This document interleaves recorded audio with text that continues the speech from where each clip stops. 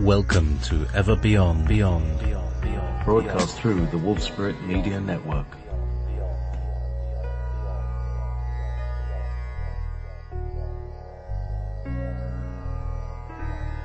Be prepared to leave your belief systems behind as we go beyond teachers, beyond gurus, beyond duality, ever beyond.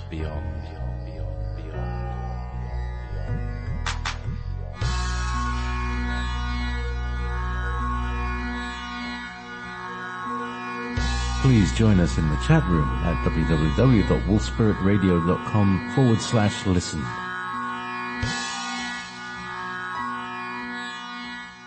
You're listening to Wolf Spirit Radio. Oh, yes, you are. This is JP. Excuse me. Yes, that's better. This is JP, and welcome to Ever Beyond. Good afternoon, good morning, good evening. Where else in the world would it be? I don't know. It's spinning around. And it's spinning around in stars. Around the stars are clustered planets.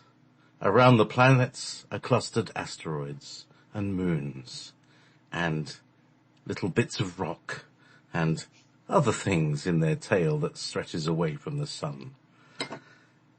Today we're going to be talking astrology, but we're also going to be talking asteroids in astrology. Most people are used to the idea, I've got sun in Mercury. No, it's like, shut up. Sorry. Yeah, I go sun, I'll tell the truth. And so I've got sun in Pisces, for instance, and moon in Aries and this and that ascendant. But ask someone, well, where's your Chiron and where's your Pallas Athena? And they'll go, what are you talking about?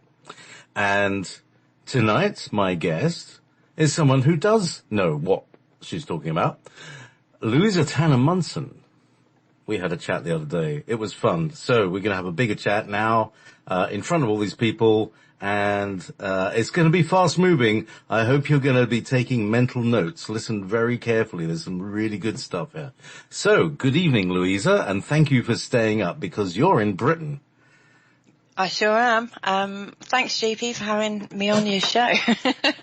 We're both staying up late tonight, aren't we? Well, I stay up late every night. So I kind of live like this. But, yeah. You have, your regular thing with normal people, who don't live in America all day, I do have two little ones as well. Yes, who, exactly. I'm not sure they're normal. They produces a sort of circadian rhythm, yeah. That keeps you in that sort of, business world thing. Monday to Friday thing. Well, really, they keep you in some sort of strange semi-animated state until they're about 6 or 7, and then you can kind of wake up from this thing and like, what the hell was all that about? I think you're probably right there. That's parenthood for me. Anyway, so meanwhile, we've got bits of stuff floating around the solar system. Yeah, and Sun Uranus. That's right. I mean, look. You gotta be careful how you talk about that planet, haven't you, really? Yeah, but like we're English and, we can say Uranus. That's all I can say. I feel comfortable saying Uranus. I know there's a giggle factor, but that's what I grew up with. It wasn't Uranus or Uranus. Anyway, it can be whatever you like. But Uranus even, that sounds quite dramatic. Uranus sounds like Uranus fish, but here's the thing. We are in a very special moment right now, astronomically, astrophysically, astrologically. I believe this is what has been called in the ancient prophecies the time of the crossing. It's a very special moment, and it's a bit like when you're just driving in your gears and you're going from first to second, and you've declutched between second and third, and you're moving, and this is the time when the stick is moving, and you could slam it back into first, which would be a bad mistake, or you could move it into third, or you could even go into fifth. There's choice points Yeah, as absolutely. to where a soul can go. We are in this disengaged moment. Mm-hmm. Okay, so you would kind of agree with that. How long do you think this is going to last? As you know, in this, Ooh. and how long have people got to basically look at their situation and decide that, is there enough love in my life to guarantee me a place in heaven? Ooh. Sort of thing, yeah, sort of thing. I like how you added the sort of thing. Yeah, on because the I end. mean, I don't want to, go all biblical on you, because I don't. I'm not a biblical kind of guy. But the idea that we're going to move into the fourth dimension, that's heaven. Into a place where we're able to manifest what we think, that's heaven. Yeah. Whatever it is, a paradisical, self-created, creative future that is free from the domination, effects of, certain, ancient empires. So, having started there, you can see where I'd like to kind of take this boat. Yes? Yeah, I'm all for that because, since our conversation yesterday, I've been looking at, well, I guess we were talking around the, lunar eclipse we just had last night. Sorry, the night before, and the themes that were going on. We've had this divine feminine vibe going on, but I guess what occurred on Friday was we were having an angry feminine voice coming up, like, you've been a very bad boy, that kind of like chiding where people are actually getting ready to be judgmental and to shake their finger and say, no, we want to do something about this.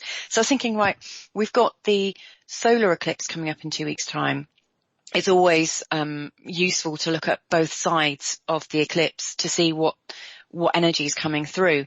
And it's actually quite shocking, the change in the energy from the lunar eclipse just 2 days ago to what's happening on the 26th of February of this month. Because you're talking about time, and I guess the thing that I'm looking at when I'm looking at this chart is that there's this timelessness and also something so deeply shocking that it could shake the conscious thought out of us. So we'd almost enter into no time. That's just one interpretation of it. But there's like that. Epic themes going on. And I guess, I think it's going to happen at different times for every different person because, that's just my take. But I think people who are ready for something to occur, then the next couple of weeks are really quite pivotal. And I'm happy to go as deep as you'd like into it right now. It's entirely up to you, but there are some really great things. Were you aware in 2014 there was this great big grand square in astrology that all the astrologers were bleating on about for months? And it was this huge, slow, static square, mainly formed with Pluto in Capricorn, Uranus, there you go. That's what I learned it as. Uranus in Aries. We had Mars in Libra at that time and Jupiter in Cancer. And so they were all diametrically opposed to each other, creating this huge, great big square of massive tension. And throughout the year, different planets would keep adding themselves into it. And anyone born around that time, early January, early July, early April and early October were really in this pattern of resistance and being forced into change quite quickly. This new moon and solar eclipse that's happening is picking up on that theme because Pluto and Uranus are still in a big old square. They've been dancing around that for quite some time. They're not exactly square, but Mars. All right, Mars is conjunct Uranus at that moment of the eclipse. Jupiter is completely opposite it. And we've got Vesta, the asteroid that I wanted to talk to you about, that is also sort of like providing another counterbalance. So this whole theme has come up again, just a few degrees moved on in the cardinal signs. And they're the action signs. They're the signs that get things moving. So we've got a review point. So for people that were suffering back in 2014, which was loads of people, loads of stuff was happening, dark stuff. That's all coming back for a review. And I haven't even spoken about what happens with the moon and the sun at that time, at the time of the eclipse. So just that on its own is quite aggressive. Do you want me to tell you more?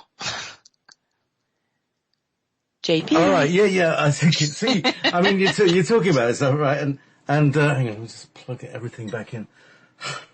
I had a little, I got a little stove, right? I just had a little crisis. I got a little stove and I bought this little thing. It had milk, this little saucepan to heat the coffee, milk, and it spilt and it's gone everywhere and it went in the keyboard. And then I've been trying to clean the keyboard and that's why you heard the sound in the thing.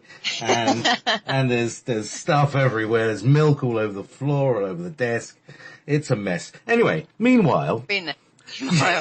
So that's the kind of shit that happens, and you can use, whatever, speak freely. There probably is an asteroid somewhere called spilt milk. I mean, there are asteroids named everything.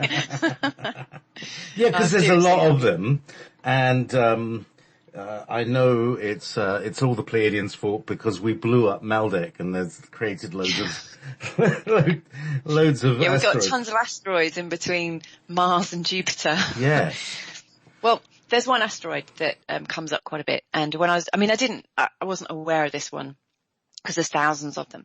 But whenever I look at a chart, when I draw up a chart for a particular time, I always look at the asteroids that are exact and conjunct, like the sun and the moon, or any of the main players in a set piece, so to speak. And there are two that really struck out. And one of them, when I did a bit of research onto it, I was like, oh, crikey, no way. It's called Apophis, or Apophis. Apophis. Apophis. Do you know that name? Yeah, because I watched Stargate, right? Yes. Well, that is and Apophis was one of the worst badass, bad guy, what were they? Goa'uld. Yeah. Like the serpent of chaos, the bringer of destruction. A bit and like the spiller Kali. of milk. He is definitely the spiller of milk. So Apophis is exactly conjunct the moon and the sun at the time of the solar eclipse on the 26th. So anyone say that again. born... Say that again. My brain went awry. Say that again about Apophis. Apophis. So he's the bringer of destruction and chaos. The serpent of chaos. Now, interestingly, it's a serpent from ancient times. So for anyone that's got a connection with things like Kundalini healing and things like that, that would have extra significance for you. Anyone born around the time of the 26th of February, I mean, obviously on that day, it's going to be quite a huge day for you, and could mark a very significant, next period, because it's got such a strong thing. But I think what it's asking us to do actually is to look at our darkness. So, obviously on a collective level, the darkness, the serpent of chaos, like chaos is descending, the darkness is descending, and people will be aware of like the collective darkness. I think this is a shit or bust time, if it's okay for me to have said that. Sorry, James. Well, no, we all, it's a fact of life. It's a fact of life. We eat and it comes out. So I don't see why there's a problem. All right. So anyway, go ahead. Okay, so it is a time where you have to make a decision very quickly, and that is, am I going to descend into darkness, or am I going to recognize that the collective darkness going on around me, I'm part of, and I've been complicit in for some time? Because we're all complicit in it, in one way or another. No matter how conscious we are, it's virtually impossible to live in a way that is cruelty-free and is full of love, because just to put clothes on, even if you're recycling clothes and stuff, when you look down the chain of how things have been made, blood has been shed in every part of our life, without me trying to put a downer on the whole evening. So I think the full extent of our collective guilt is going to come forth for those who are ready for it, and for those who are ready to say, I'm done with it, or for those who are ready to acknowledge, okay, there has been some destruction and I've been part of it. However, I'm making a clear choice now. I think it's a time when the sleepers are awaking, and I think they're waking up to a nightmare initially if they're not very aware of it. So I think people who are born around the 26th of February, this is happening right on your natal sun. And, you know, if you're born a few days either side, then you're going to be feeling this brewing, because Apophis is just making his way nicely through the end of grinding Aquarius, and crunching its way, steamrolling its way through through the sign. Getting now, ready to line up. Yeah. So, now, but the thing, just I want to add to this, there's other people who are born on, for instance, the 26th of August, the 26th of, what would that be, June? Yep. And the 26th, around that time, and the 26th of December. Mm-hmm. Those will also be affected by the square angles of that. Yes. And absolutely. those built 26th of October and 26th of, let me see if I can get it right. That'll be 26th of June. Yeah, 26th of June, will be receiving the trine, the beneficial angles of that.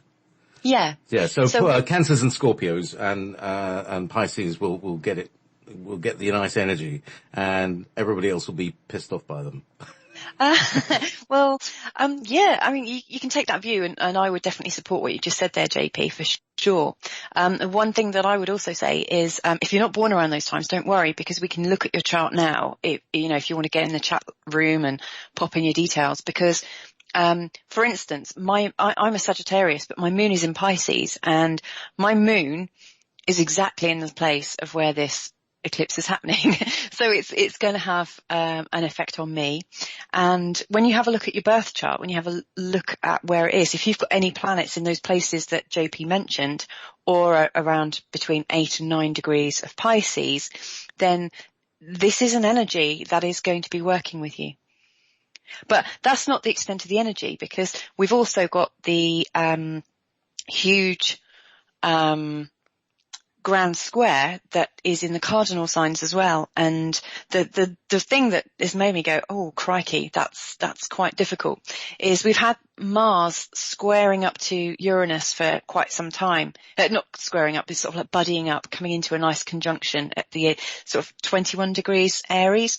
That's been happening slowly but surely and getting more and more exact. At the time of this eclipse, they're as exact as they can be, really. They're only just a few seconds apart from each other. They're in the same place. So if you think Mars is deeply masculine, it's to do with our aggressions, our natural drives, our passions, that unstoppable part of ourselves that, if left unchecked, would have us rape and pillage and just take what we want. It's that side of us that is so motivated that we almost forget that, we're part of a group. It's that single-mindedness. So you've got that energy, and it's matched up with Uranus energy, which is, explosive, expansive, awakened, surprising, electronic, futuristic. But like most astrologers, when they see Uranus and Mars together, think explosion, because you got fire energy. That's like a almost empty petrol can and a flint lighter. Yes, but it's really funny that you say that, because I actually described it to my husband earlier. I said, well, you know what, it feels like, that there's some like tinder just out. Like someone's collected some firewood and it's been a really hot day, everything's like cooled off. Because one of the other planets that's involved in this grand square is Vesta. Swan Vesta. Swan Vesta, yeah, that's telling me. So we needed someone to just walk past with some matches, fling one on the floor accidentally, and it goes whoosh. Wow. So, and of course Vesta, the goddess asteroid Vesta, is the keeper of the sacred flame. So Right. we've got these dry tinder, this explosive energy just set in place. And then we've got the keeper of the sacred flame just igniting it all, saying, this is what I'm passionate about. And boy, there's some real darkness that I've seen. And we need to cleanse this because, you know, I don't think I can allow my soul to absorb any more of this. Okay. So what I'm hearing here is, this is a cosmic fire ceremony, isn't it? Could very well be, yeah. And the fire ceremony to burn up the dross that has been, that is collected in humanity. And however that may, manifest, I think if you consciously make fire and consciously do this, it won't unconsciously occur. Do you see what I mean? If you embrace the fire in your life, and bring it in and honor and respect it, then it will cleanse you. If you do not embrace it, it will burn you. Yeah, it really will burn you bad. I think that's a very good interpretation of it. One thing I would also add is, Jupiter is one of the planets involved in the grand square. And this is the other thing actually that I just a little aside, the last new moon, there were lots and lots of 22s, like planets at 22 degrees and 11 degrees. So there were lots of master numbers. And I noticed that the, lunar eclipse just a couple of days ago, it was all 22 degrees as well.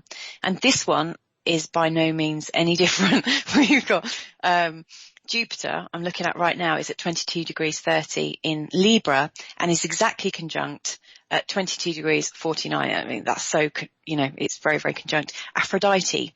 Now, it's interesting that you're talking about burning up because Aphrodite is one of the love asteroids, but it's that passionate love, the one that will eat you alive if you don't go forth and, get jiggy with it. That's funny. My meditation tonight was about, there was a certain thing about being eaten alive. That's very strange. So it's bringing forth sexual energy. It can consume you, or it can feed you. Exactly. So I think, especially with it being in Libra, which is traditionally a romantic sign, sometimes a bit on the fickle side, but it's traditionally on the fickle side. Yeah. But anyway, we don't mind because we have Libra rising here. Well, my daughter is Libra rising and Libra moon, so I've got to learn to love the Libra sides of things and get to know it. So we've got Aphrodite in Libra, which will make love and all things to do with, this unstoppable passion like crushes and things like that linked in with Jupiter. And Jupiter is the planet of expansion. So we've got our appetites and our desires unchecked at this time. So we've got Jupiter and Aphrodite on one side of this great big opposition, exactly opposite Mars and Uranus, which is the dry tinder, ready to be set fire to. Then we've got Pluto at a midpoint in Capricorn. It's been there for a while, and that's really, I think, indicative of the authorities. So if you think Capricorn, they're sort of ambitious and quite the energy of it is meticulousness. It's slow and steady. They're the party poopers. I like Sean's interpretation. They're the ones that go around like shutting down things because of health and safety. They're all Capricorns. Yeah. But they do it slowly. So they have the people who have the master plans, who have been planning things for eons, and they have been able to take their time to do it nice and slowly, are having a field day right now because Pluto's in there and it's bullish and it's transforming and it's kind of permanent. So there's like really strong, heavy authority on one side, sort of really adding to the tension of the passions, people wanting to live and be romantic and feel their sovereignty. On the other hand, being really, really aggressive and narky. And then you've got Vesta, exactly opposite Pluto, which is firing up this whole load of activism, is what I'm seeing. And so you've got all of this playing off whilst you've got the sun and the moon at 8 degrees Pisces. Now, Pisces is the 12th sign of the zodiac. It's to do with the unconscious brain. It's to do with all of our unconscious patterns. It's to do with being asleep. It's to do with nightmares. It's to do with illusion. It's to do with all that stuff that we hide in our attic or hide in our cellar, all of our secrets, all the stuff that's been hidden. And as that's happening, we've got the serpent of chaos just flying through the cosmos to line up at that exact moment to bring forth pretty much whatever we want to have revealed is going to be revealed. So I see this as the start of a very, very cleansing time, like you say, with a fire ceremony. You know, you can cleanse yourself if you're consciously aware of it. But for people who aren't aware of their darkness and can't accept any of the darkness that is within them, for people that see the darkness of everyone else, but not within them, they're going to have a very tough time of it, because they're going to wake up and realize that the world they're in doesn't match who they are, and they won't be able to process any of the darkness if they can't acknowledge it in themselves. So this is a pretty tense time. Wow. And, wow, that's brilliant. So there's one more aspect I just want to mention. Go on. Okay. I don't know if I'm pronouncing it right, but it's Eclipse. Have you ever come across that name before? I'll spell that one for us. Echlus. Eclipse, or yeah, I'm just going to call it a checklist. Well, probably say something a checklist or something. But yeah, sounds like checklist, doesn't it? Anyway, so the checklist planet. There's not much information about the energy of that particular asteroid, although it's listed as a centaur, which is part of a load of different beings, like the centaurs, like Chiron, and loads of other little bits and pieces that we look at in astrology. But this little one here is also listed as a comet, so there's a little bit of mystery around it, first of all, about its origination. But the information I have found about it is that it distorts time in some way. It gives us all a new perspective, and it makes us look at past, present and future, and also some form of time travel, and that it is so stunning and so shocking that time stops or time changes and the way we view things. So I think this could be to do with timelines. It could be that timelines are meeting. It could be that we get to 0 point energy. Who knows? It might be that things start moving so fast. I suppose if you think about the Schumann resonance and its massive peaks that are happening right now. I mean, most people are having this sense of, wow, time is rapidly speeding up. You know, what's going on? Things are changing. There's some kind of timelessness going on, and that is echoed and almost, there's a snapshot of it at this time of the solar eclipse. But this asteroid, to do with time travel and past, present, future, new perspectives, timelines and things like that, is also exactly conjunct Uranus and Mars. So it could be to do with a mass awakening at one level, like at the highest potential. It could be, that the darkness all comes out, everything is revealed, and there's a mass awakening. It could be that people from a different timeline or from a different density, all of a sudden all is revealed and people go, whoa. But whatever this is a pretty big chart. It's pretty epic. Wow. Okay, so here we go.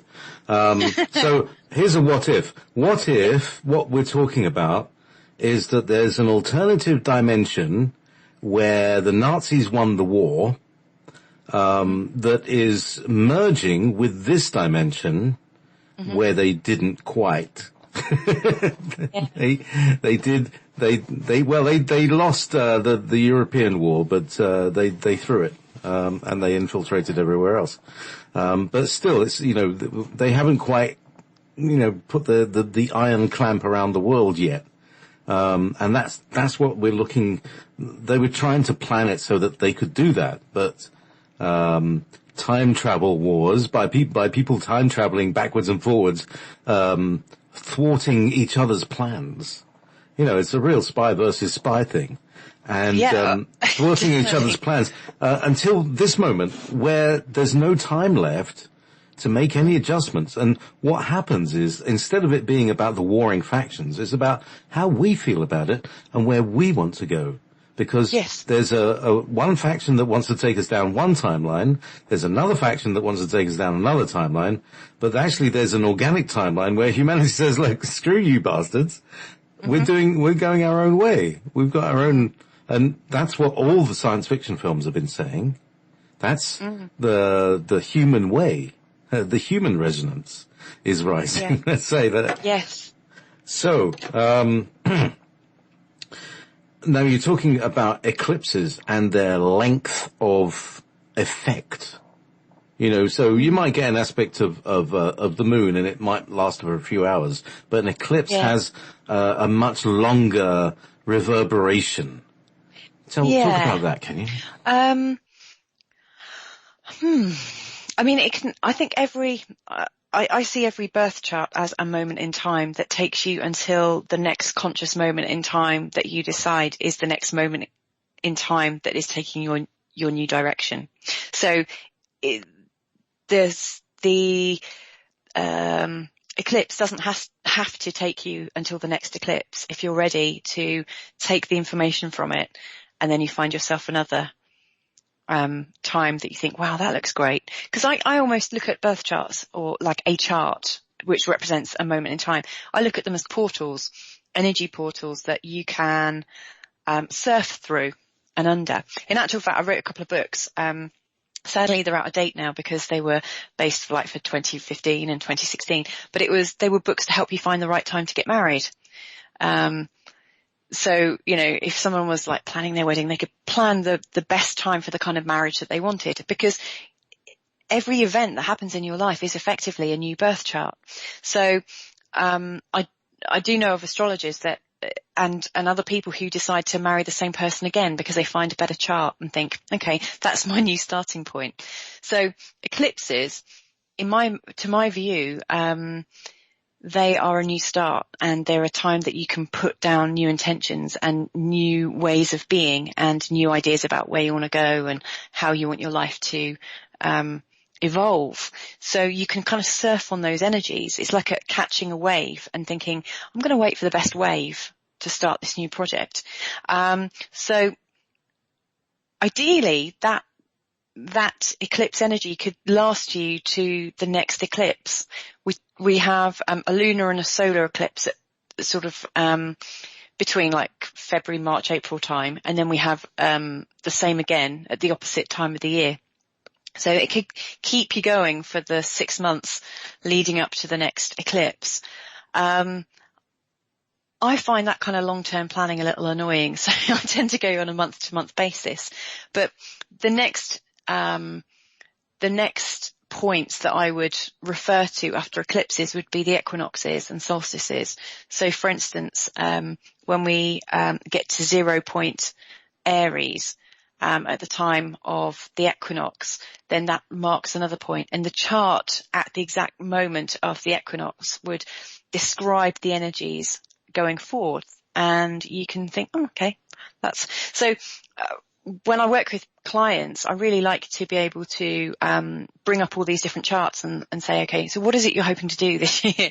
And I'll find the key points, like which equinox works best with their chart to make the most of it, so that they can set up their business at the right time, or get married at the right time, or plan for a child at the right time. I mean, obviously life happens anyway. Yeah. But the way I've always been looking at it is like a cycle is like when you fire an arrow. If you fire an arrow high up into the air, it will go quite a long way. But if you fire it too high up, it will stall and kind of come down and hit you. And likewise, if your angle is too shallow, it will just drop on the ground in front of you. So, absolutely. The idea of what you're talking about is when you make a new beginning of something, that you get the energies when they're all on the rise. So your arrow rises up with the current of this. And there are different flavors. And I love the way you talk about flavors, because this is it very much resonates with what I've been talking about on my shows. It's all about flavors and textures of sound like geometric form and things like that. That makes up our universe, and that's what we are. That's what the matrix is. It's what, it's all around us. I work with what they call the 7 rays, and it has archetype energies which translate into these things. Everything in the third dimension is a result of its let's say fifth dimensional soul and its third dimensional personality. Yeah. And that what determines something's energy is what the soul is trying to do with versus how the personality is resisting or not. And so our evolution is that our personality realizes its relationship with the soul and then allows the soul to move through it without resistance, by recognizing what it is of the soul. And that's been completely legendified, turned into a myth or a story that's at all possible, but it should be happening with every single human being about the age of 35. Right. So what if your 35th birthday occurs on that 26th of February? Well, that would be a really interesting time for you. Wouldn't it? One thing, I don't know much about the 7 rays that you speak of, although I did have a friend that wrote a book about it. But one thing I do look at with clients is I will do what's known as a solar return chart, which is effectively like a birthday chart. So when the sun comes back to the exact degree that it was at the exact time of your birth, then that marks your new year ahead. Now, it may or may not actually occur on your birthday. Your astrological birthday might be the day before your actual birthday or the day after. I try and celebrate my birthday now on my astrological birthday because it makes more sense to me. But the chart that comes up really does describe your year ahead. It's quite uncanny. And it's quite useful as well if you're in partnerships to look at both of your years ahead, because for people that do a lot of work together, you would expect to see similar themes reflected in their year ahead. So to get back to your question, which is if you were turning 35 at the 26th of February, if that marks the astrological start of their birthday, that would be a pretty epic year, is what I would say. I know that my life completely turned around on my 35th birthday, pretty much, give or take a month or two. My life has just like totally changed. But, it's a very, very epic, signature, because on the day of the solar eclipse, you've also got the asteroid Talent is, also in the mix with, Apophis and the moon and the sun. So not only are you looking at your darkness, but you're looking at your light, the stuff that comes out of you almost like a gift. That thing that you can't even keep inside anymore because it's who you are. So there's a lot of creativity around for people who are born at that time. Definitely. Fabulous. But I'd have to look at the exact chart for each individual person, because obviously where they're born is going to make a difference to how the chart's pulled up. But it's a pretty exciting year ahead, that's for sure. For anyone having their birthdays around now. Yeah. And one of my friends gave birth to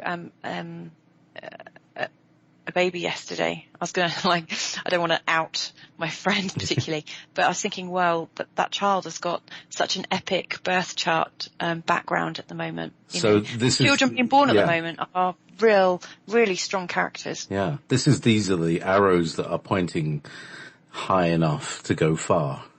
Yeah. Absolutely. And that, that's a huge charge. It's like an electric charge as they come into this world. So, where are we? Wow, that was quick. Did I answer that question okay? Yeah, we're 45 minutes into the first hour. That was, wow. Okay, so where should we go? So there's the eclipse on the 26th. And I know you want to talk more about that, but we've just had an eclipse. what, it's been a weird week.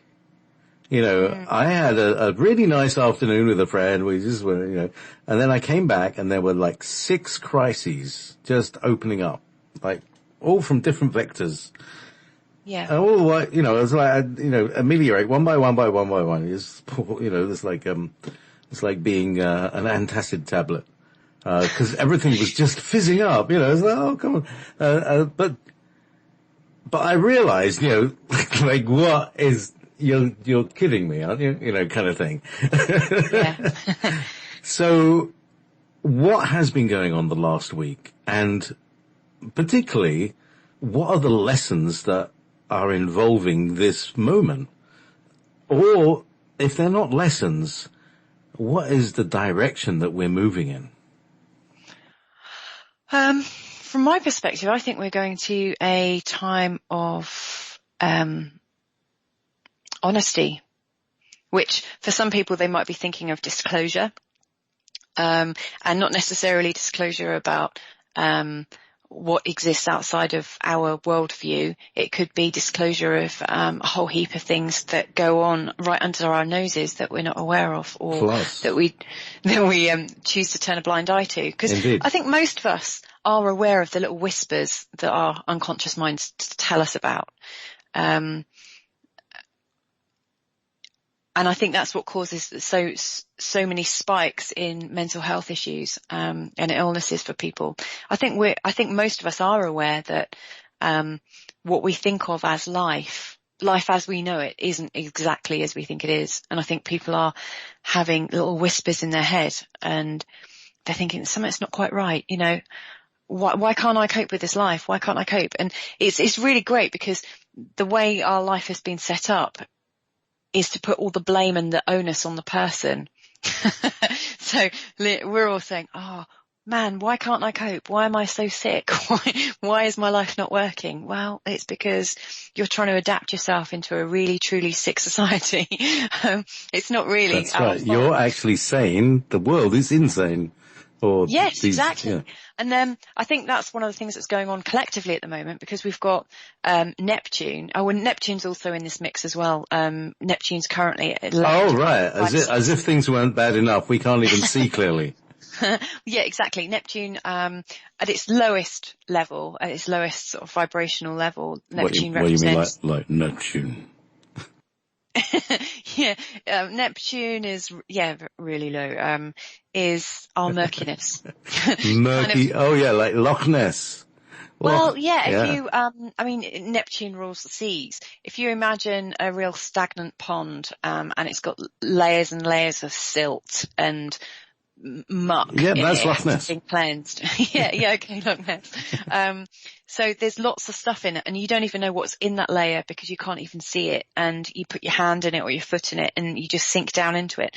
There's a whole load of murkiness that people aren't aware of, and that, you know, having anyone with a really strong Pisces signature or even just a water signature in their charts is going to be connected into the Neptune in the 12th house. You know, it's bringing stuff out of the unconscious mind.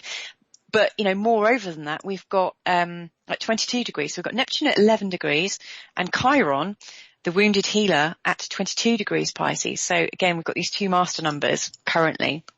But Chiron kind of points out what our Achilles heel is and our sore spot. You know, the thing that place that we can't go to, that unmentionable place where if someone says something to you, you put your hand up and you say, no, I draw the line there, I can't go there. And it's because it's too painful. And that's in Pisces as well. And this has been happening for a long time. So people have been aware of this secretly in their dreams. Their unconscious minds have been saying, wake up, wake up. You know, there's something going on, and it's in like a dream-like state, but it puts so much fear and pain in people's hearts that they say, must stay asleep, and they put these horse blinkers around their eyes and just look straight ahead. You know, they get in their cars and they distract themselves. And that's the other great thing about Pisces and Neptune, is this love of creativity and distraction. Pisces are really good at distracting themselves and finding all sorts of chaos. You're telling me. Yeah. I've got such a strong Pisces signature in my chart, so I completely, you know, I think of myself myself in Piscean terms too, so I'm with you on that one, JP. We can completely confuse and distract ourselves if we need to. Sorry. Wow, where did that come from? Is that you diving into your emotions? That's right. That's diving into the other. So I think this is quite a critical time for people. We are aware of the whispers that have been going on, and so this is a time of waking up. At the highest expression, Neptune symbolizes love. So that's two sides of the coin. A lot of people have already been going through their pain and thinking, okay, if I don't face it, it's just going to stay there. Let's go through this. Let's try and process this. And they're moving towards a vibration of love, and that's great. And you can see that because we come across people every day in our lives that are inspiring, and you think, crikey, how come you've chosen to be so inspiring? You've had such an awful deal in your life, and yet you've transcended it. There are heroes out there everywhere you turn. It's not advertised on our media platforms so much. So there is this murkiness and then this beautiful transcendence existing, and I think we have the choice of where we want to float to. Do we want to sink down, or do we want to float ourselves up? And in many respects, the sensitive people are like the canaries in the coal mine. We feel it ahead of time, and if anyone was trying to control us, I put myself in that category obviously because I just said us. If anyone was trying to control the world, they would be looking at the sensitive people to see what's going on. And, for decades, mental health issues have been skyrocketing because people can't cope. But there are lots of people coming through the other side now. So I think this could be a time of real confusion or huge rapid ascension and awakening. I think it's quite exciting. The whole idea of serpent of chaos, if that's Kundalini, people could be having Kundalini awakenings if they're ready for it. So I think, the times are potent. I don't know if I answered that question at all. Well, there's Neptune, Just want to talk about Neptune. I'm Sagittarius, moon in Pisces, so I'm really ruled by Jupiter and Neptune. If you could get anything more nebulous and expansive, it's me. Oh, right. A real flower child, huh? Yeah. So here's the thing. As far as I'm concerned, the disclosure is a 5-stage process. This is what I've come up with. Just because I made this website started a few years ago, but it's called the galacticfreealliance.com or galacticfreealliance.com. And the event, I just wrote this, first the arrests, which will also include apparent deaths and resignations. Then the release of wealth and debt will be universally forgiven. And then disclosure. And disclosure is this. Number 1, who you are. Number 2, who they are. Number 3, what they did. And 4, what you're now needing to do. And then 5 is the new beginning. So there's certain stages that we need to awaken, So first you wake up, then you get your then you turn on the kettle, then you go for a pee. That's, there are more stages to waking up than just waking up. You know what I mean? Yeah. Yeah. And it could get really messy. Well, really messy. Here's the thing. We've been deluded wrong word. We have been led into an illusion about who we are. And that's going to come to an end. And this is the first one, we need to remember, we need to find out, we need to, or maybe we don't need to because it's going to happen because the machinery, and it's a technology that has kept that happening, is going to be switched off. It's like the end of They Live. Somebody's going to break the TV transmitter that projects a signal that is holding everybody in a slave mentality and unable to see the aliens who live among us. They live among us. That's what the film means, is they live among us. So, essentially. It's a real Truman Show. Oh yeah. Oh, absolutely. That's the Matrix. The Truman Show, the whole thing, we've been held into a delusion. And as you say, these are bubble realities. For instance, and even, language can do it. Yeah. Because you start making, statements, I'm not even going to say it, with reference to certain books. Yes. And then people's mindsets go, and no longer are they open, and they're going to be they're going to be talking about things that they've been told about that this book contains, that is actually not usually the case either. So, people also say, it's scientifically proven. All you have to put on the end of anything is it's scientifically proven. And then all of a sudden, people's, they just accept it. It's like this little phrase that just goes into people's brains. Clickbait. Yeah, and it may or may not be true. Chances are it probably won't be true. Unlikely to be true. But the thing is, you can scientifically prove, and you can statistically prove, but is it right? Does it make everybody feel good? Is it going to be beneficial down to the 7th generation and all that stuff? There are absolutes against which you can judge whether something's good or not. Yeah. Raping a planet and strip mining it for everything that it's got, including all the people, is obviously not. Nobody's going to enjoy that. Spreading misery and chaos. So, that's got to stop. And really, we're here to stop it by letting go of their programming to us. And it's like, now we know, for instance, all right, here's the thing. Now we know that the royal family are just at least murderous, right? They're at least murderous. Okay, we know that they're the biggest. Are you trying to get me to agree online? I don't know. Let me just say, they had Diana killed, right? Everybody knows that. I did watch that documentary. Yeah.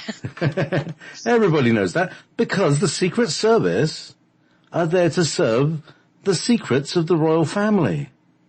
That's what they're for. That's what the Secret Service does. That's the service that the secrets that they service, the truth about the royal family. And now we're beginning to learn, because the internet is brilliant and you can find out all sorts of things because people tell their stories. And even though they're individual people's stories, en masse, they build up a really great big kind of fractal picture. Oh, we can see exactly what's going on here. Yeah, definitely. And that's part of this moment. As you're saying, there's an awakening happening that we're all starting to see. Oh, hang on. Yeah, Jimmy Savile wasn't just like an isolated incident. He was the tip of the iceberg, which is what we've been saying all along. But I mean, those who have been following this have been saying this all along. However, people in general is starting to filter out. The 6% is jumping the gap. And so there are ripples of this consciousness that are coming out. And at first, as you're saying, it's horrific. It's horrific because we're going to have to reevaluate everything that we thought we were safe about, that was safe in our world. You're not wrong, actually. I mean, I don't know anything that you've said as factual experience from my own actual life. Instinctively, I know that the things that you're saying make complete sense to me, and that would be where I put my belief system. I would agree with you, but I can't hand on heart say I've experienced it physically and I know it to be true. However, when there were, one of our wedding guests was very candid with me and spoke up about some experience that she had been put through as a child at the hands of some very famous people. And it shocked me to my core. And sure enough, one of those people was one of the people that came out, BBC related and stuff. And when even though I've not experienced it firsthand, when somebody that you personally know has, then it becomes very, very real. yeah, it's deeply shocking. Yeah, I've had quite a few different experiences along the way where I've had to re-evaluate my belief system quite considerably in the last 7 years. And, it's quite painful at first because your whole life has been premised on this illusion. Your whole life is premised on, being a good student, being obedient to your parents, following laws. And really the emphasis should be put on following your moral compass and developing your moral compass, recognizing what feels right in your body and learning to trust your instincts. Pretty much the way we live our lives has been set up to shut down our instinctual knowledge and to shut down our intuition, to shut down the feelings in our body, to disconnect our brain and our stomach. I mean, our stomach is like the primary brain, really. Yeah. When you're really connected to your whole body, you can make completely different decisions. But a lot of us are in such an impoverished state health-wise that we can't possibly begin to make those leaps in consciousness because we're not connected to our own bodies, our own physicality. It makes it really difficult to be able to make those choices. Because we've been conditioned to stay in our head, don't go to the heart, don't go to the heart. We've been veered off to do these strange things and to screw each other over in the name of earning more money or something. It's crazy. And I think people are going to awaken to that. So I've had 7 years to get used to this, but I think what's happening now is, and I will never get used to it because every now and again there's a bombshell that comes up and I'm like, you're kidding. No way. I can't believe that. And I sit down, I think, oh no, that probably is true actually. It's almost like the more outlandish these things are, the more accurate they tend to be. Yeah, the weirder and stranger they sound, the more likely they are to be true. Listen, what's weird? They're going to have the benefit of that time. We've done 1 hour. That's it. That's whizzed by that quick. So that's another surprise. We are now 45 seconds indeed into tomorrow. So it's time for a break. Everybody needs to relax and release their nether parts, and especially those in the Netherlands. And here's a bit of Jeff Beck, because he'll cheer anybody. I don't know what planet Jeff Beck's from. He's not from this planet. He's from somewhere else, and it's stunning.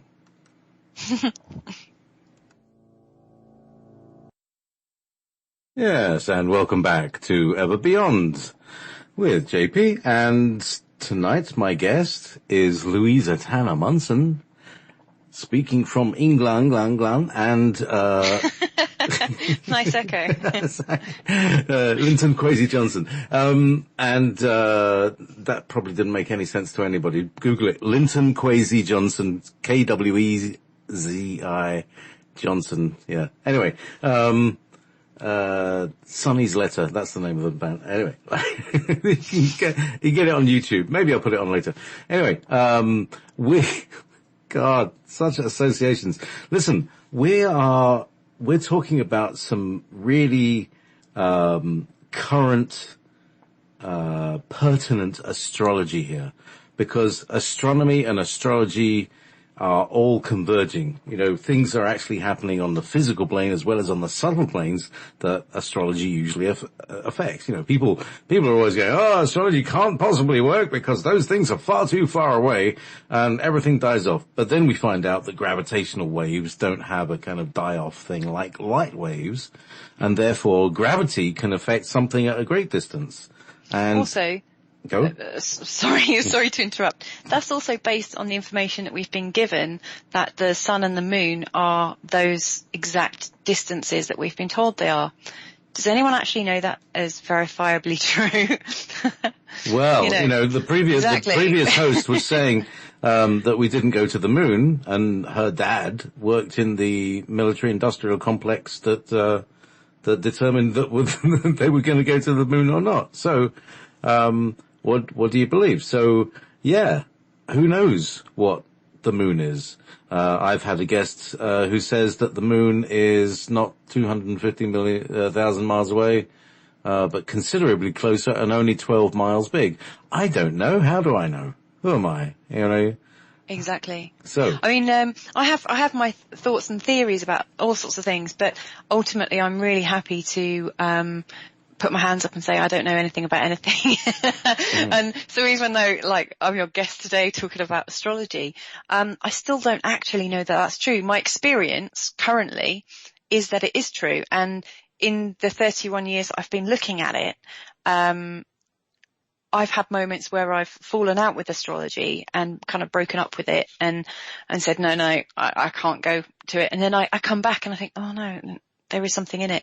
We all have our systems of belief that help support us and nourish us, or, you know, that don't, but none of us can actually verifiably say anything about anything. And I think that's one of the points that we're going to be coming to, in this now scenario, is that the energies are changing so much that nobody knows anything, and we have to learn to just be okay with that. That's just my thoughts, though. yeah. Probably not sponsored by the BBC or anything like that. Well, look, we're going to have to come to terms with that. BBC, for instance, you know, like, you know, you're in Britain, right? You've experienced this whole thing in the last few years that the BBC, who have been stealing money like an extortionist for all of our lives, and it was normal. We buy a TV license. Yeah. And there were such terrible threats. Oh, you'll 1,000 years in prison in a dungeon if you don't pay your TV license. And then we find out that actually there's no law that says, you know, that's okay. And that it's not, you know, it's not lawful. So, and then we start finding out about the BBC being complicit in what used to be called corruption. Now, we used to think corruption, oh, they take a bob or two. Oh, somebody will send them a crate of whiskey every year. You know, a little bit of bribery. Yeah, that's normal. Bit of backsheesh. That's fine. Oh, blended babies and, no, that's not good. It's like, that's too corrupt. That's far too corrupt, more corrupt than I can even imagine. I remember, go on. I just remember being very shocked, seeing them reporting about the, third building coming down on September the 11th, 9/11. Oh yeah. You know, saying that this building had come down in exactly the same way as the other two had, the Twin Towers, and you actually could see the footage of this completely normal tower behind. You know, they just reported it a little. So they obviously were doing what they were told to do. Reading off scripts. In truth. Yeah. Yeah. Yeah. And you know, I'll tell you the weirdest thing and the weirdest signature, because I think to myself, okay, so 9/11 was an inside job. Who planned it? Who did this planet? Who did the fine detail of like what that guy on the street said? And I always came up with this weird feeling that I had about it, that it wasn't scripted by a human. It was scripted by something that had read loads of books, that read loads of dialect or dialogue, and that imagined this is how dialogue actually goes in reality. But if you listen very carefully to the people who are interviewed, who are obviously part of the plan, whether they were conscious or not, perhaps they've used a lot of mind control and triggers to run this thing, to make this thing happen. They could have been programming people for years to make all this happen at that time. But the weird thing is that the way they speak is like somebody wrote it in a book, rather than the way that a person naturally describes a real situation. Do you see what I mean? Yeah, I think a lot of us are questioning the news quite heavily these days. You know, I mean, just so much of it doesn't add up anymore. And, you know, like with Facebook Live and, you know, smartphones, every situation can just be recorded at a drop of a hat. And, you know, we are realizing that a lot of stuff we've taken for granted and as truthful isn't based on that at all. You know, it's just one person's view of things against another's. And, you know, the faction that's got the most influence and the most money is probably the one that's going to get their message across. Well, it sounds quite sad, doesn't it? But here's, and this is what I've been thinking about today. Where are you, I mean, in terms of, planetary motion, galactic motion, the shift of the ages, basically, we're moving from the Piscean age to the Aquarian age. Okay. Mm-hmm. And, for the rays, that means we're moving from ray 6 of devotion and fanaticism to ray 7, of, freedom of thought and of, collective mind, a benign, galactic mind collective. And there are people who are hanging on for grim death right now. And this is probably the big wave that is going to shift all of that, isn't it? I would imagine so.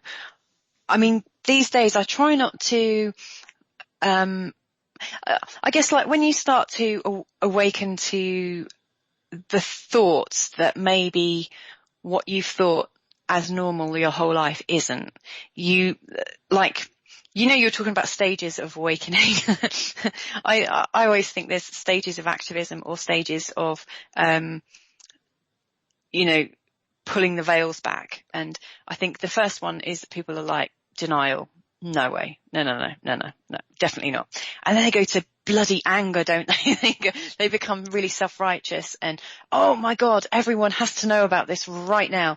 Like maybe denial, then fear, like this massive fear that, oh my God, what can I do? Followed by this anger, this burning anger. I went through this really angry phase, and like if you were to look at my astrology at that time, you'd have gone, wow, you've been triggered really a lot there. But what I realized was, is that I wasn't influencing many people. There were only a couple of people that were, actually listening to what I was saying, and that's because they were going through similar experiences. So I guess over the last few years, I've learnt to realize just to let people do things at their own speed, even though part of me is saying, but if what I'm learning about the world is true, everyone should know about it. And the longer I don't say anything about it, the whole world could end. And so I've been thinking, I must, do my duty and like spread this information. But people don't thank you for it, and you'll get a right slap from people. People, I think, need a bit of time to awaken to their own realizations, because actually the thing that I'm starting to consider now, JP, is that 2 or 3 different realities can exist simultaneously. Well, hundreds of different realities can exist at the same time.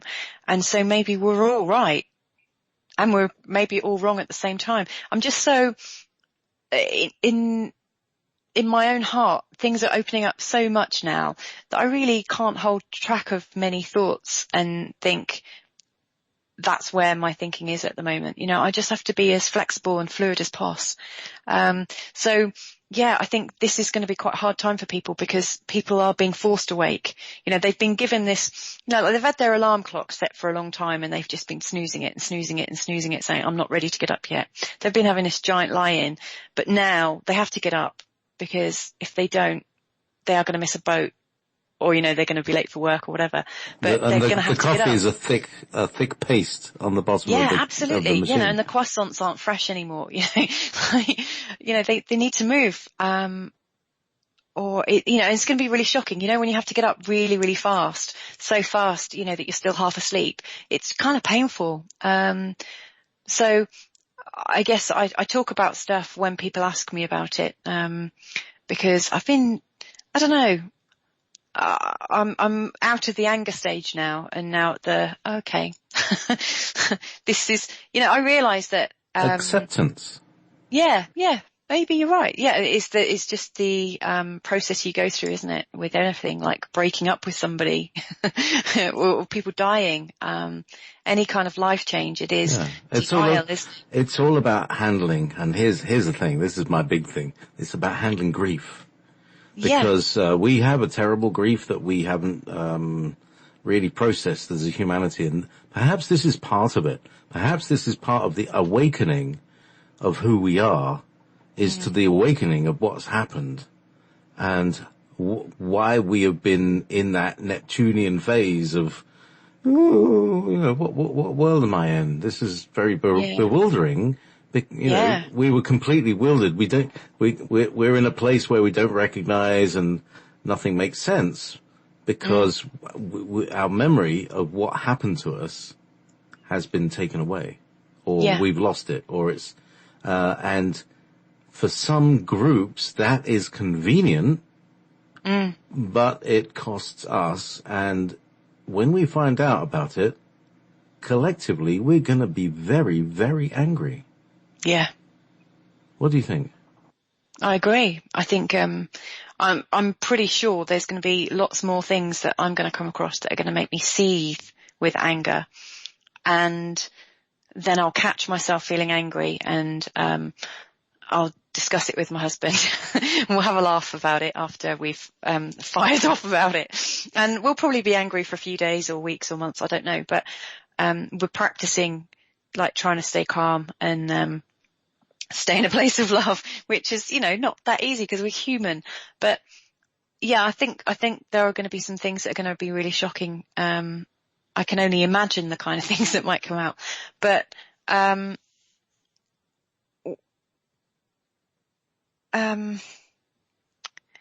don't know. I just think, I think we've got to rip the Band-Aid off now.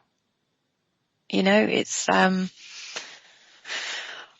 I think most people are aware that something's afoot. Something's growing. There is this, discontent. And I think most people realize, I realized like when I was about 6 or 7, things just didn't make sense to me. I kept thinking, what? So I've got to go to school and I've got to do this, and then I've got to go to work and work Monday to Friday, 9 to 5. And I'm going to have to work a little bit harder of a year because the conditions of my survival are going to get tougher. Wow, that just doesn't make sense. I was thinking, how can something as precious as life be boiled down to such a dismal experience of life? It made no sense to me at all. I'd look out at the trees and the animals and look at butterflies and bees just being free to be themselves. And I think most people can't even consider it, JP, because we've been sold this idea of what a good life looks like. And for instance, like my parents, or like the baby boomers, for instance, they're all nicely, neatly retired, and a lot of them have got a nice bit of money, and they've paid for the houses. They don't have to pay mortgages anymore, and they can go on a few nice holidays every year, and they can enjoy themselves. And they have these platitudes of, oh, well, if you work hard and you stick at the same job, you'll have the same, but you have to put the commitment in. And anyone that doesn't achieve that somehow has failed their system. But I don't think they realize that actually the system's flawed and it's just a huge pyramid scheme. And they were fortunate enough, or unfortunate enough actually, to get in that pyramid scheme right at the start, or not right at the start, but more at the start than we ever were. And they've done well out of it. However, for them to do well at it, they've kind of screwed us out of our own, opportunities as well. And they've empowered us to get on that pyramid scheme. And I think for people like that who've reached a certain period in life where they don't have to work anymore and they've got this money and they've got a level of comfort, trying to persuade people like that to even consider looking at life differently, they're not going to. They will refuse unless they start seeing that their grandchildren, their great-grandchildren are hurting, their own kids are hurting. Once they start seeing the collateral damage of that, then they might consider it. But, we've got a generation at the top with tons of money and loads of time.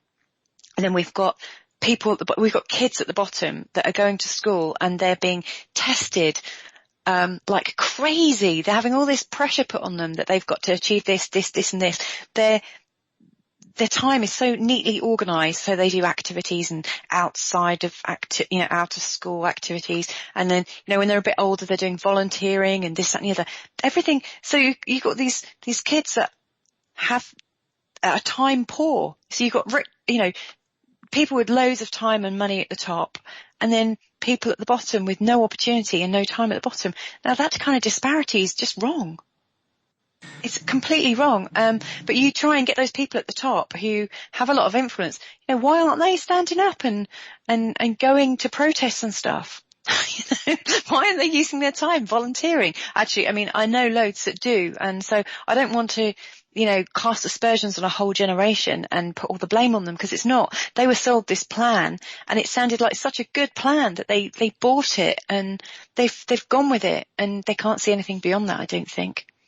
This is the problem. Well, you know, everybody's terrified into their world. You know, Yeah. into those bubbles are the last resort against insanity. Yeah. And that's where everybody lives.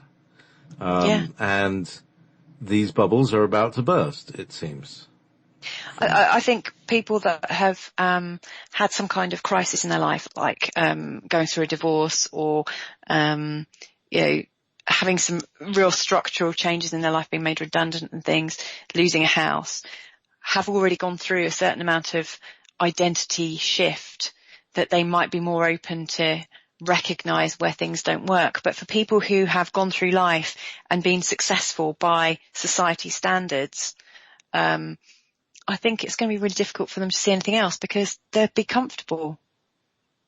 And, you know, like, they're not going to want to consider that maybe being able to buy things when you want to might be kind of wrong at some level. You know, I don't want to be judgmental, but obviously I've just done a really judgmental.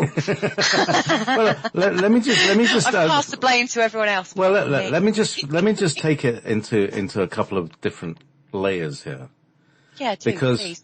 you know, because one of the things you were saying, you know, that generation somehow has sold out our children. What was going? Well, I mean, let's just take that and metaphorize it. That later, in the secret projects and in the secret government, they were making deals with extraterrestrials, and they sold the human race out. Yeah. Right? And they allowed the Greys to come in and take their samples and all their stuff and, you know, go through their process and even protect it. And they're still doing it to this day. And that's got to stop, because, you know, that's not going to do anybody any good. And the Greys made their choices, and that's why they're Grey. You know, they chose not to have the heart. That's, you know, we suffer from our heart, but it's our greatest. It's what will take us through into the next 1,000 years of human evolution. Yeah. It's where that brain is. I mean, who was talking about this today, or even last night? Is that, you know, there's so many brain cells in the heart center, in the, you know, this heart part, you know, the torso of the brain, of the body, that it has its own thinkage. And this is what you're talking about. This is, to me, what I call, feeling is the thinkage of the brain. Of the thinkage of the heart. Yeah. You know what I mean? Yeah, I do. Yeah. Yeah, there's that heart math, isn't there? Oh yeah, Greg Braden's all into that, isn't he? Yeah, there's loads of people that have studied like the energies of the heart and what gets put out and stuff. Yeah, I mean, we could talk about this all night long, JP, couldn't we? We could talk about this for weeks and weeks and weeks. I mean, but we have only got 1 week until this event, so. The thing is, how do we prepare people? How can people prepare themselves for this upcoming event? Basically, it's about how do we become more honest with the most honest we can be with ourselves will allow us to pass through this with the least resistance. How about that? Well, I think, and this is just my view, I'm not an expert on anything, I don't claim to be. My thinking on it is that we have to be responsible for ourselves fully first. And if we are living in a vector-based universe, it all starts with us and ends with us. So it's important that we are truthful and honest with ourselves. And when we sense that we're being defensive about something, that's a place of healing for us to look, like, have to think, well, what am I defending here? Is this my identity that I'm defending? Someone's pushed a button here. What's going on? I know in the past when I've got defensive about things, I've, criticized the person that's made me feel defensive, but it's nearly always, something for me to learn. So I think the buck starts and stops with us. And that's a really tough thing to say because, it doesn't really give people that much room for compassion, because, people who realize that maybe they've been lied to all their lives are going to be fuming and think, well, how can it start and end with me? I don't know. I mean, I'm not really looking to give answers how we solve the problems, because I just don't think I can. I mean, my idea of what the world should look like is that we're all sovereign, but I can't see how we can go from where we are right now to being there overnight. It's going to be a process of change, and it's going to take time. I've been sort of preparing myself, I guess, my whole life, but really in earnest for the last 7 years. When, I came across, I went and did a bit of a recce. I lived in Indonesia for a while and met some really cool people. And, I went to this sort of, like a film group, and we watched some different films I'd never seen before or heard before, and I'd never have come across if I hadn't just stepped outside my comfort zone and gone somewhere new. All of a spiritual nature. And it was just what I needed, really. And it challenged me to the core, just starting on fluoride, for instance, and going from there. There's so many different All right. Do things. you want to list out the topics that, I mean, there was a series and they, each one awoke you to, obviously there was one about sovereign versus, slavery and that, license and the law and things like that. I mean, there's certainly several, stages in this particular kind of awakening as well, aren't there? Yeah. I think at the moment people are getting the bum end of the deal, because what's going on with, Trump and Theresa May and, just what's going on with world politics at the moment is really polarizing people. And, I'm looking at it and seeing the media's just whipping it up. And obviously the media don't like Trump because, I don't think he can really be bought. He's so wealthy. I don't think he actually really gives a crap what people think of him. And what a great position to be in. You actually need somebody who doesn't care what people think, so is able to make decisions. And I'm not necessarily saying he's the right person or the wrong person, but he's the person that's creating the energy, and thanks to the media who are kind of helping, is stirring people up. It's getting people to think outside what they normally consider as relevant for their lives. Lots of people have been asleep and not caring. Now people are caring, and maybe people are being a bit clumsy about the way they're expressing themselves, but they would be, because they're roused to anger and fear, and they're starting to think, geez, this politics thing could really ruin my life, and like for the next 7 generations. I think what you said there, sort of about 20 minutes ago, about we need to be planning from a position of how things work for 7 generations down the line. I think that's the right way of doing things. We're in such a rush to enjoy ourselves, and we're not considering the inheritance of our children, our grandchildren, etc. I don't know. I just think it's basically we're kind of knocking a wasp's nest around with big sticks at the moment, and that's what's happening. Yeah. Always a good idea. Yeah, there's a couple of big kids sticking things around. I mean, I think if you were going to go softly into it, you'd want to see something like What the Bleep and maybe The Secret. So you start like awakening to the idea that what you think about, you bring about. That's certainly true in my life, and definitely the more I've sort of practiced manifesting things, the more fun I've had with life, and I've sort of played at it. Like listening to Abraham's always quite an uplifting experience, really. Seeing their level of detachment actually is kind of cool as well. And then, God, what was it that I watched? I have to say, I really love the humor, because to me, light is light is light. Yeah. So Yeah. if you're, if you're talking about something that is, of light, it will have levity in it. Like people, people learn much easier if you tell them a joke, or you make up a song with funny words. You'll remember everything, and everybody remembers the words to the Yellow Submarine. It doesn't make any sense unless you really, know what the story's about, which is rather grim and sinister. But anyway. I think Tim Minchin's pretty cool, actually. Yes. Tim Minchin tells it like it is. I like his song for Palestine. He's pretty good. It's just really funny and really stupid. And, you're right, our comedians like Bill Hicks. Get some Bill Hicks on. Get his little spat on marketing. I love that. I could listen to it again and again. He really tells it. He really nails it as well, because he doesn't let up. There's that thing where you just kill yourself. I'm not being serious. I'm not joking. Just like seriously. Yeah. Anyway, so meanwhile, I do have a point actually as to what people should be doing. Yes, go on. Thank you. Now we've found one. Good one. I've got to it now. And I think this is probably why I'm a lot more relaxed about things now, because I realise I can only do so much. Right now, people are awakening to the global issues, and that's exactly what I think the leaders want people to do, is to get involved in global issues at such a big level, because it will be confusing and overwhelming, and it stops people from actually taking action.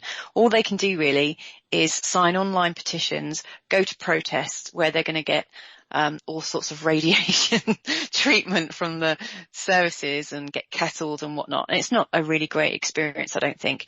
And there's loads of, provocators being planted in those as well. So that's a way of doing this. Yeah, absolutely. So, right now everyone's awakening to this like global catastrophe, and quite rightly, because it's something new and exciting, and it's really important. There's a shock value. People are in this place of anger. But actually, I think what people need to do is just on a day-to-day level say, what can I do to be of service within my own local community? Who needs my help right now? And I think, just being present in your own community is what we need. And if everyone did that and actually started taking note of who their neighbours are and getting to know each other at a local level and trying to help each other, then things would change a lot more quickly, because I don't think what's going on in this world can be resolved at a global level. I mean, how can it? Like, I've sent 7 or 8 emails to my MP, my local MP, who is supposed to be doing stuff for me. I've not had a single response. I had 1 out of office once, and they're on 7 or 8 separate issues. I've not had a response. So if I can't get a response at a local level from my MP, then A, what the hell is she doing? But B, why am I expecting somebody to solve my problems and make decisions for me? Why? I didn't elect her. I don't actually care about her. As a human I do, but, why don't I just get together with some people and start changing things at a local level? And that's what I've started doing, really. So I don't have to stand in the cold and protest. I don't have to, sign online petitions. I've stopped doing that, actually, because it made me feel bad. It got me angry. It didn't put me in a place of love. And instead what I do is I get involved with a bring and share where, once a week, people from around the local area bring food and we share it. And we all eat as a community. We've got communal gardening things going on. We seed share. We do all sorts of things. We've been building bird boxes and hanging them up and planting trees and doing great stuff. And at a local level, then you can feel empowered. And that would be my advice to most people, is just learn how to live with each other. And, that way you don't even need to know what somebody's politics is. So you know whether you agree with them or disagree. When you get together with people in the community, you just learn that people are different, but you like them anyway. But, I'm going off on one again, so. Oh, no, it's nice to like people. I mean, most of the time, a lot of internet radio is people moaning about people. And, we don't have to do that. People are really good. People are really good. And I think also if you're able to work with people at a local level and just enjoy yourself with them, that's when you've got that level of relationship where you can have some kind of influence with them. You know, I could be on Facebook all day spouting off about stuff, and it would only really ever reach the person that's open to receiving that message.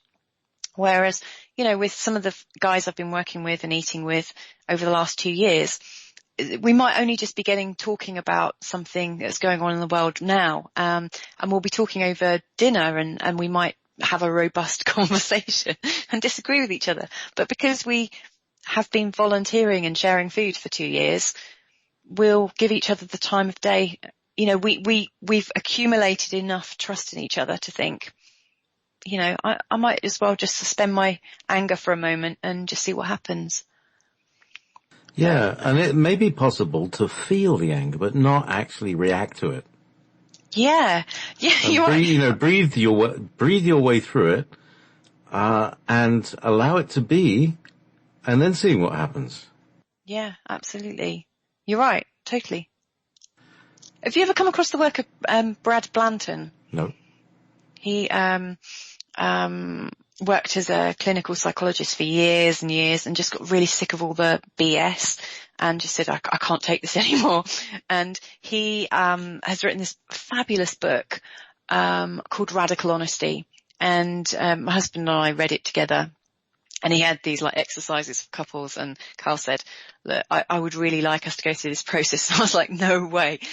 But basically this guy says, you know, all of our guilt and shame and anger and hurt and resentment is because we've learnt to lie about things, and we've learnt to tell lies as a culture to protect people and to do this, that and the other. But it's bullshit. And we need to be radically honest. We need to be absolutely honest, but stick around and care enough to clear up the mess. And so that's how we kind of live our lives with each other. We try and extend it out to friends and family and stuff, but you can only really do it when people really want to be engaged in it. But Brad Blanton, he tried to get into politics, and the news anchors obviously found him quite amusing and said to him, so Brad, have you ever taken drugs? And of course, because he's radically honest, he said, yeah, I've done LSD, I've done this, I've done that. And they've asked how many times he's been married, and they ask him all these stupid questions that really don't make any difference to how integral and effective and brilliant he might be. But they ask really stupid questions to make him sound like he's a party animal or someone that's not very good. And he's just radically honest. And I think if people could be okay with being honest, but stick around to clear up the mess, what wonderful things happen is that you learn to trust the people that you're engaging with, because it makes it okay to disagree.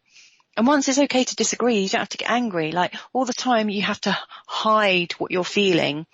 It builds up and it builds up and it builds up. And then the only way you can let it out is by going completely crazy one time and possibly ruining a relationship. But, you know, if you're radically honest but stick around to clear up the mess, then you never build up so much level of resentment that things go past her. That's the thing.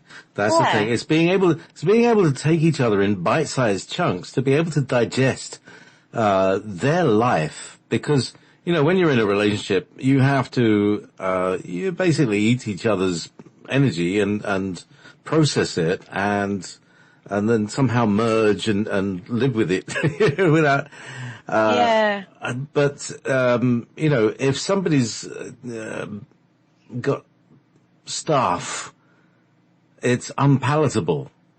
It needs to be kind of opened out, maybe fed to the flowers a bit, and then eat the flowers or eat the vegetables. But generally, it's the lack of the oxygen of truth, as you're saying. Yes. Yeah. The lack of transparency. And that's what's going on with astrology right now, JP, is that there have been these releases. Like we've had stuff going through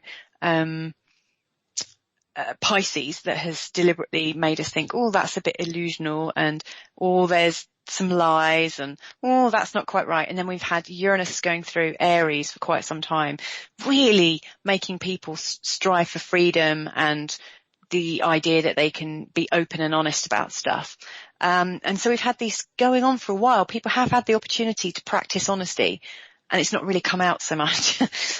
But now we are at this time astrologically where the crap is coming out. The darkness is coming out and we are processing our darkness, and so like our lies are coming forward and they need to be, almost like not reacted to, just listened to, like you said, breathe through. And I do believe that there are people out there that are, like the canaries in the coal mine, the really sensitive people that are actually picking up on other people's tension, and they're processing pain and anger for the rest of the people that are keeping it hidden and not processing it. There are people processing other people's pain all around the world right now. We're all involved in it. That's right. And that's why empaths are kind of suffering. Yeah. And it might not necessarily be attack. Here's the thing. When people talk about, I'm under psychic attack and all this stuff, we have to understand that we've asked for certain training. And in a way you could say this is on-the-job training, folks. Just deal with it. It's not such a compassionate way of looking at it, but we've all got stuff to deal with. And until everybody who needs to step up has stepped up, then other people are going to have to take up the slack. Yeah. And they have to deal with the unprocessed energies of the people around them. That is what could be called demonic forces or neuroses or whatever you might call people's stuff. You might give it these different names, but it's all the same stuff, and it just needs to be processed and breathed through and then purified and returned to source. Yeah. Yeah, I would totally agree with that. Oh. We agree so well. Yeah, we do. It's really easy to agree when everybody knows what's true. And if everybody's voicing the truth, then it's really easy to agree. It's not like we have to debate anything because it's obvious. Yeah, it's interesting that you say true, because I guess this conversation that started off at astrology has gone through, what is truth and integrity and stuff. But actually, I just have to ask myself, does it feel good? Am I enjoying myself? Does it feel good? And if it doesn't, then something needs to shift. And I think, why doesn't it feel right? I'm not in my truth. And so and maybe I'm just a selfish person that just wants to feel good all the time. But, if I don't feel good, then I think I've moved off my alignment. I need to find the next easiest way to get back on. And sometimes I might have two decisions, like, what do I do? And I think, which one will make me happier? Not which one's the most truthful. Because, I don't know, truth could be different for different people. It depends on your soul ray, really. Yeah. You've got a soul ray of 2, and have I? How do you know that? I doubt it's I could have told you. Oh, sorry. Hang on, let's just see. Is it on my date of birth? No. So you see your energy. I read your energy directly. So I tune into your monad, which is your highest spiritual self. Like, I tune into my higher self, who then goes and fetches your records or whatever. Go choose. And basically, it's like looking at what color. It's like seeing what color somebody is, and it's like their telephone number. It's like 327643 or something like that. So, how did you know my number? How do I know your password? But no, in reading, your monad will be ray 1, your soul will be ray 2, and your person will be 1, 2, 3, 4, 5, 6, 7. Yeah, of course. Ray 7. Now, the reason I say of course is because with my ray package being 1, 2, 3, that has a complementary effect with anybody who's 1, 2, 7, and so it's like we always get on. It's a kind of okay. There's a compatibility that just puts you at ease. It's like all the things that you can do, I can't do, and all the things I can do, you can't do. So there's mutual respect and understanding that you can work together. It's like we won't get in each other's way, that sort of thing. I'm very happy to step out of the way when I become an obstruction to progress. Good. Good. So, so we've got about 15 minutes left. It's been, a zippy show, and, Would you like me to do a reading for I was just going to say, reading? we haven't had a chance to do any of the reading.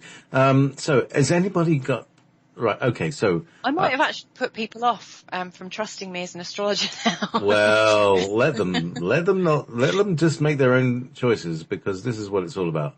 You can make your own choice. And, so what I'm going to do, somebody left their details in the chat room. Okay. But until so, I mean, you've got my details. What's going to happen for me in the next week? In the next 2 weeks? Next 2 weeks? Yeah. Oh, crikey. Let's bring up your chart. Over this eclipse period thing. While I'm finding the thing. Okie dokes.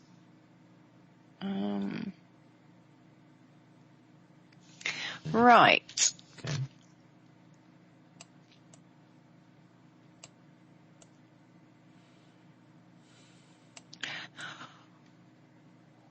Ooh. What I like about what's going on at the moment, you know what? What? Sorry, I'm sounding like I'm really from the southeast of England now, aren't I? You know what? I know. Well, you know what? Because I'm from the southeast. I'm from Bethnal Green. I am really from Bethnal Green in London. I'm from Medway in Kent. No. You've actually got Uranus going over your descendant at the moment, which is the part in a chart that represents everything to do with everybody else and not you. It's all their fault. It's relationships, it's other people, it's anything. It's like a huge antenna for everything that is not you, packaged in your body. Right. It's called your descendant, and you've got Uranus on it, exactly on it at the moment. And when you think about the solar eclipse that's coming up, you'll have Mars on it as well. So over the next 2 weeks, I think your desire for freedom is going to be an all-time high, and your need to be around open-minded and expansive and creative people is going to be absolutely paramount. I think when you're not with people who are expansive in their thinking, you will just want to curl up and die, or just literally just stand up and walk out of the room. Uh-huh. It will make you more abrasive and a bit more abrupt, but I guess you don't have to put any airs or graces. You've got to a stage in your life now where you realise that it's okay to be yourself, and it's okay to be truthful with the people that you want to care about. And so it's created this delightful new upward shift in your life, where it's bringing in really authentic people and aligned people. Now, at this point in your descendant, you've also got your moon and your Venus, which are in a lovely little conjunction, I have to say. So you are a very loving person and somebody that really enjoys sharing your love with a significant other. It makes you deeply romantic, and having that all on your descendant, especially being in Aries, actually makes you very forthright as a lover and somebody who wants to be protective. But I mean, you're really hands-on and touchy-feely and stuff, and that's all great. With Uranus, there's going to be some lovely moments of being able to bond with some real authenticity. So that's a really great upward shift. As Mars goes to meet Uranus on your descendant, this Uranus thing is going to be there for a while, but as Mars moves up there, you might be getting a little bit more argumentative. So I would just be aware for that. But Venus is hot on the heels, so Venus is going there as well. So I think what's going on is there's a lot of there's a nice uplift in your relationships with friends, with lovers, you know, the people that you encounter in your life. You're going to have a lot of energy, a lot of nice energy to share. Oh, that sounds like fun. On a nice local level, that's great. You've also got Jupiter going through your first house, and Jupiter has just gone over your ascendant, but Jupiter is going retrograde at the moment, so Jupiter's going to go back over your ascendant. So it is a time of fun and frivolity, and it's a time when you're feeling more expansive yourself, and where you're realizing that you're a lot more capable of, you're realizing that you're more capable than you ever realized, and you're thinking, oh, I could do that as well. So there's all these new things that you're coming up with, and you go, oh, yeah, that's a new string to my bow. That's funny. Yeah, that's absolutely correct. Absolutely Great. correct. And it's like, oh my God, right, everything that I want to do takes time, and so there aren't enough of me, or it feels like there isn't enough of me or enough time and space to do all the things. So then what I have to do is to delegate to others these things, because I know that the things that I want to do are the things that need to happen, and it's to take up the slack of those who haven't done the thing. So then I have to find somebody else who can do that and take up that slack, you know. So it's kind of like well, that. I mean, that's definitely one option. Another option I would give you would be to think, okay, well, maybe I just let things go and just do the things that make me enjoy myself the most. That's a bit radical. Yeah, well, you know what? This is a time of letting go, and Jupiter over your ascendant, what a better time than to allow yourself to expand. I mean, I will say that when Jupiter goes over the ascendant, it can represent pregnancies, and it can also represent you putting on weight all of a sudden, because like the expansiveness in your ascendant is about your actual person. So there are other things, but it's also a time when people are a bit more lazy and a bit more, they want to eat nice things. It's a time when you treat yourself. So why not enjoy a bit of a holiday? You know, why be all work?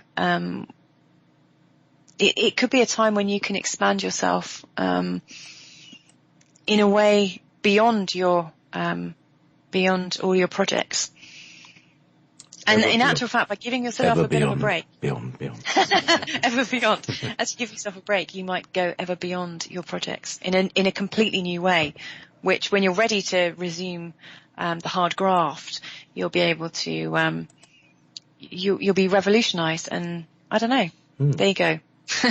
There's other stuff going on as well, obviously, loads. Do you want me to continue? Yeah, keep going. I mean, we got about 7 minutes left. No, but also, I mean, I would love for you to keep talking about me, and of course, but we got people here. Here's one I found, which was 26th of August 1972, 11:45 at RAF Lynham, Wiltshire, England, and that's very interesting, because I used to... male or female? Wizard Moon... Don't know. Wizard Moon, are you male or female? Date of birth, sorry? 26th August 1972. August. So that's a Virgo. 1972. What time were they born? 11:45 p.m.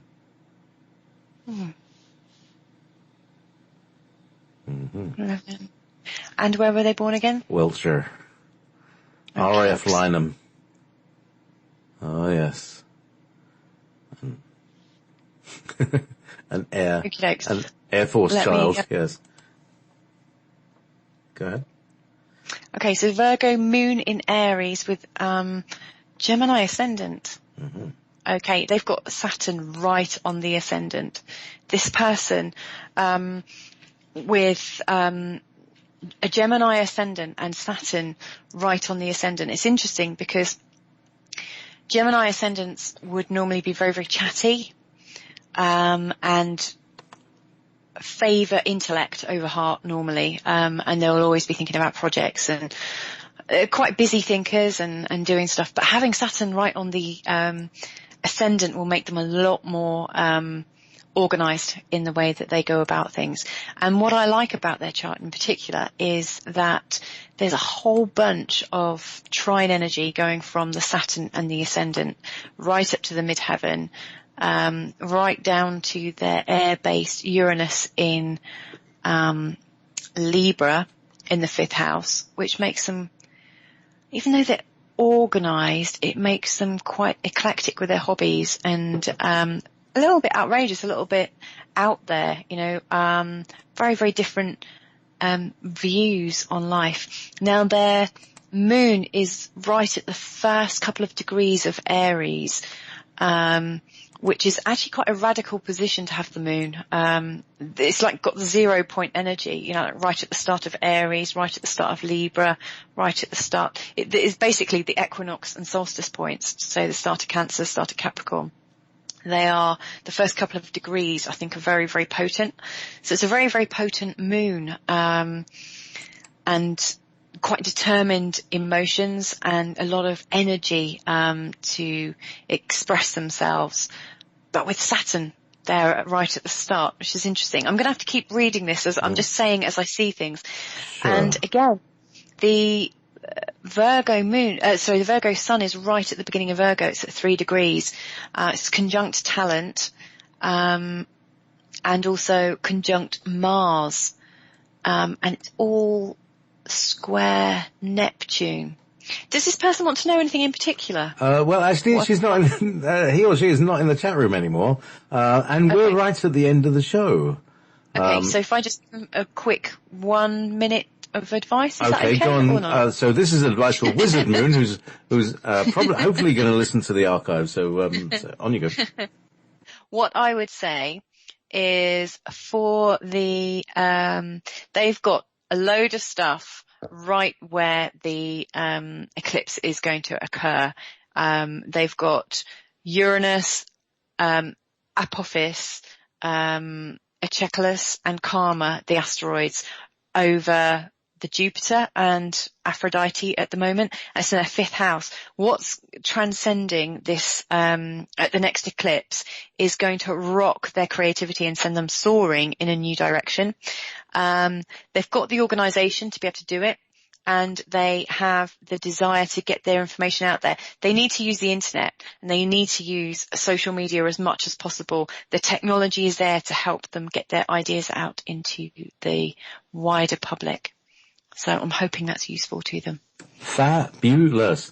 Listen, it's been a laugh. I want you back. Maybe, okay. Can you come back like every quarter or something? I have an Ayurvedic healer who comes back every season.